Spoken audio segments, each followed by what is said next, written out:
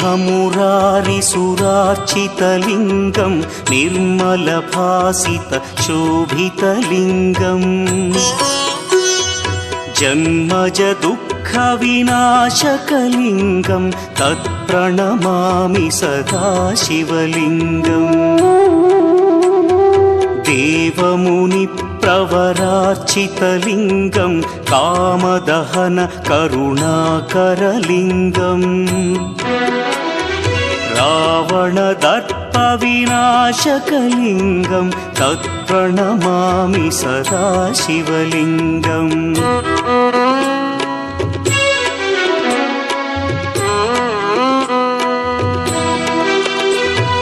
सर्वसुगन्धसुलेपितलिङ्गं बुद्धिविवर्धनकारणलिङ्गं सिद्धसुरासुरवन्द्यलिङ्गम्